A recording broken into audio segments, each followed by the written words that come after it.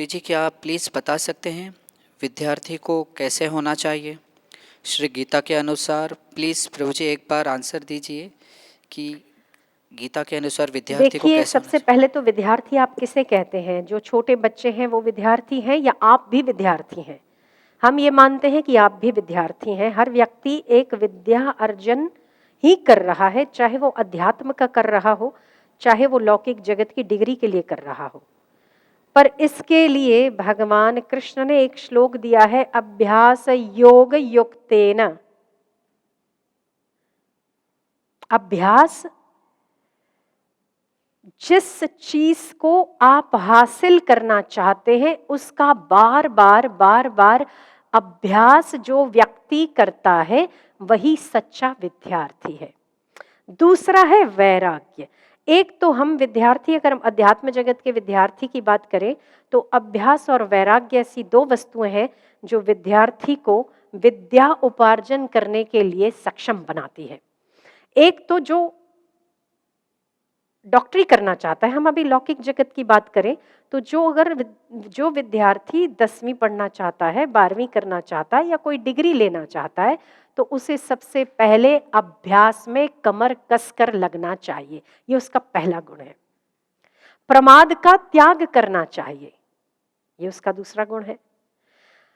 अपने डिग्री को, अपनी उपलब्धि को हासिल करने के लिए तत्परता के साथ अभ्यास को करते रहना चाहिए जब तक कि वो अभ्यास उसके चित्त में दृढ़ नहीं हो जाता।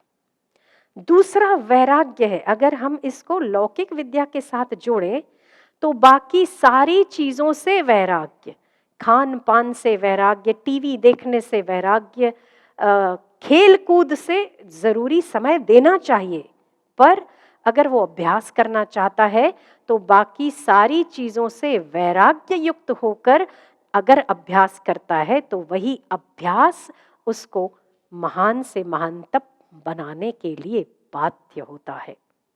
आध्यात्मिकता में भी बाकी सब चीजों से वैराग्य तो एक ईश्वर का अनुराग का अभ्यास। लौकिक जगत से वैराग्य तो वैराग्य होने का भी अभ्यास। संसार से वैराग्य तो भक्ति होने का भी अभ्यास। अभी हम अगर विद्यार्थी की बात करें तो विद्यार्थी का पहला गुण है बाकी सारी चीजों को गौण करके एक विद्या उपार्जन का अभ्यास करता रहे तो वो व्यक्ति कितना भी मूढ़ क्यों ना हो, उच्च से उच्च शिखर को छू सकता है अभ्यास के द्वारा। उस अभ्यास का साहस करे, वही विद्यार्थी है। तो प्रमाद का त्याग करना विद्यार्थी का लक्षण है। तत्परता से विद्या उपार्जन करना विद्यार्थी का लक्षण है। और जो वो बनना चाहता है उसके लिए बार बार अभ्यास करे, वो विद्यार्थी का लक्षण है। अगर तो वो फेल होता है, अगर तो वो नापास होता है, विफल होता है, फिर भी उत्साह बरकरार रखते हुए फिर से अभ्यास करे, इसे विद्यार्थी का लक्षण कहा जाता है। साक्षी यादव, इनका प्रश्न है, सामने वाले में अगर भगवान है, सब में वसुदेव स्थित हैं, तो वो कुछ गलत कह रहे हैं तो हमें क्या करना चाहिए?